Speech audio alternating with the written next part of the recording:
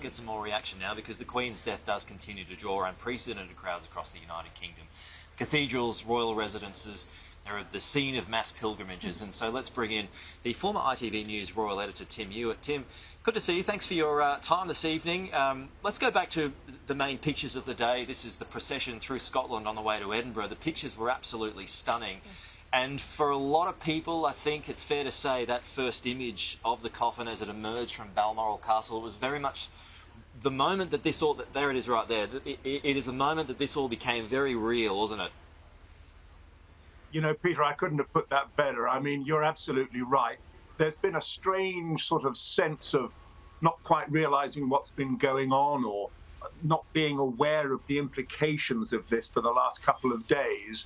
But I think when people saw what you're seeing now, which is the Queen's coffin leaving Balmoral on its way to Edinburgh, the truth of what has happened, the reality of what has happened really sank in. And there were a lot of people on the streets, as you can see, and a lot of genuine sadness today. And I think that mood is now going to prevail very much so right through until the funeral, which is next Monday. Tim, we know that people were going to turn out to line the streets to pay last respects, but were you surprised how many and for how long they waited? It seems every village and town on this route. No, to be honest, I wasn't surprised because I followed the Queen for a few years, and I know the sort of I know how popular she was.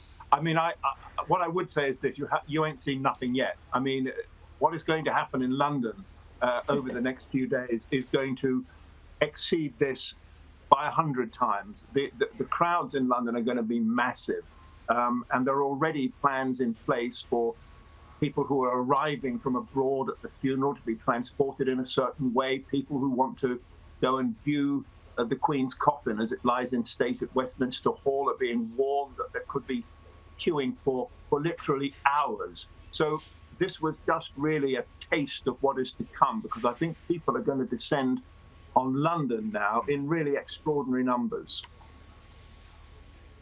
Tim, just share with our audience, if you wouldn't mind. You mentioned there you worked with the Queen for many years. What are your reflections? What was it like to work with her? And is there a particular story that stands out for you that you will always reflect on and it'll always make you smile? Well, I followed the Queen very much in the latter part of her travelling life. In fact, her last trip to Australia was one of the ones that I did. I mean, images, they're flashbacks, but one of the strongest images I have actually was of the Queen in Brisbane going down the river. And I apologise for not remembering the name of the river. But it was after some serious flooding there, if I'm not mistaken.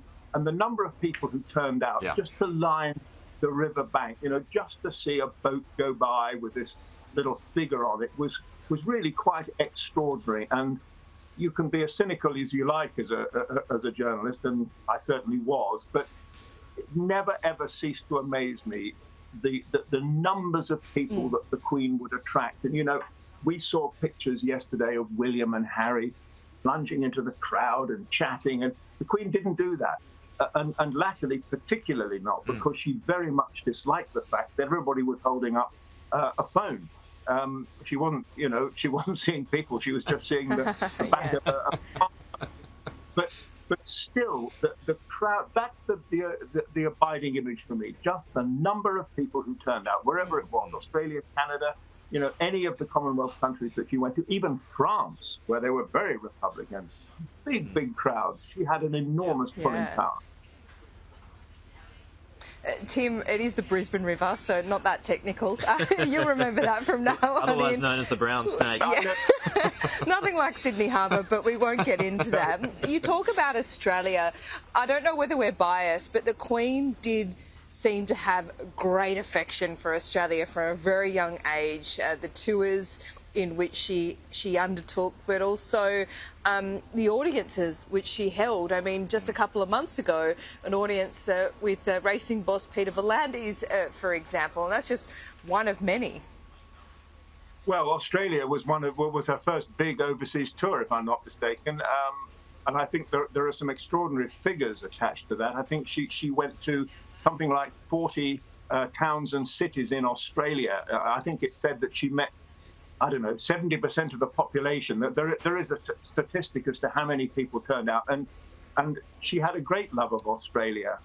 Now, whether Australia's love of the monarchy is going to be as strong once there is no Queen Elizabeth but a King Charles, you would know better than me. But I suspect that her personal popularity was a big part of people's affection for the monarchy there.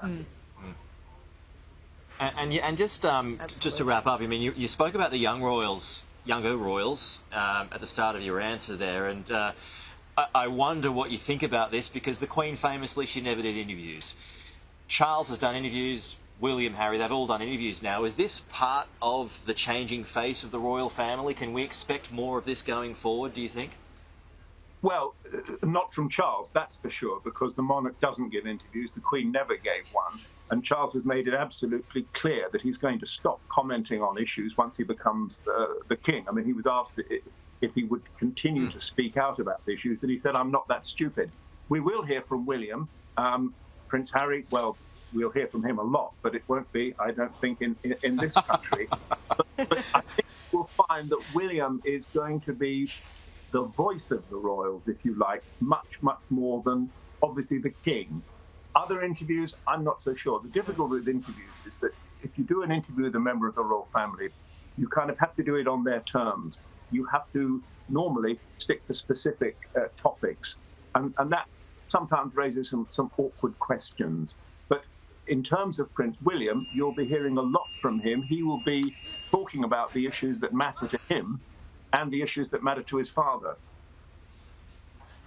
Yeah, following the example of the other heir apparent, now he's the heir apparent himself. Tim, a pleasure to talk to you this evening. We really appreciate it.